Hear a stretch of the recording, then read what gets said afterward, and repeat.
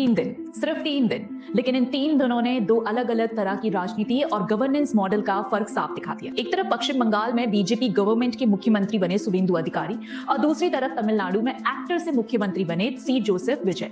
दोनों नए मुख्यमंत्री हैं, दोनों के सामने अपनी अपनी चुनौतियां हैं, लेकिन प्रायोरिटीज बिल्कुल अलग दिख रही हैं। देखिए, सत्ता में आते ही शुवेंदु अधिकारी की नई वेस्ट बंगाल गवर्नमेंट ने अपनी पहली कैबिनेट मीटिंग में ही 6 निर्णायक कदम उठाए और हर डिसीजन एक साफ पॉलिटिकल मैसेज था। बीएसएफ को लैंड ट्रांसफर का फैसला उनकी सरकार का पहला और सबसे बड़ा कदम रहा।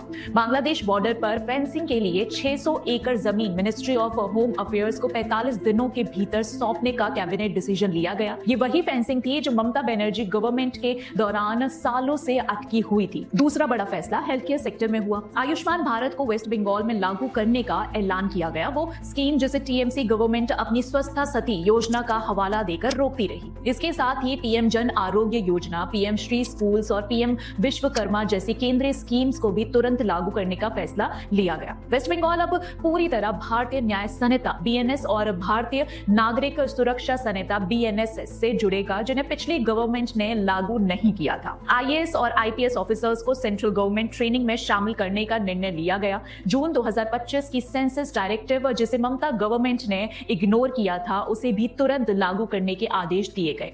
कैबिनेट डिसीजंस के अलावा सीएम ने पुलिस ऑफिशियल्स को कैटल स्मगलिंग नेटवर्क्स के खिलाफ इमीडिएट क्रैकडाउन के निर्देश दिए। इलीगल कैटल मार्केट्स की जांच और बॉर्डर डिस्ट्रिक्ट्स में सर्वेलेंस बढ़ाने के आदेश जारी किए गए। दूसरी तरफ तमिलनाडु, जिस तरह शुवेंदु अधिकारी ने बंगाल में 34 साल के लेफ्ट और 15 साल के टीएमसी शासन का अंत किया, उसी तरह विजय ने डीएमके का 5 साल का शासन खत्म किया। लेकिन शुरुआत बिल्कुल अलग रही। सत्ता में आते ही सीएम विजय ने अपने पर्सनल एस्ट्रोलॉजर रिकी रदान पंडित वेत्रिवल को officer on special duty appoint किया, लेकिन ये अपॉइंटमेंट 24 घंटे भी नहीं टिक पाई। इसी बीच तमिलनाडु असेंबली में उदयनिधि स्टालिन ने फिर से कहा, सनातन जो लोगों को बांटता है उसे इरेडिकेट किया जाना चाहिए। लेकिन सीएम विजय ने इस पर भी चुप्पी रखी। कैमरास उन पर थे, लेकिन उनके मुंह से कुछ भी नहीं निकला।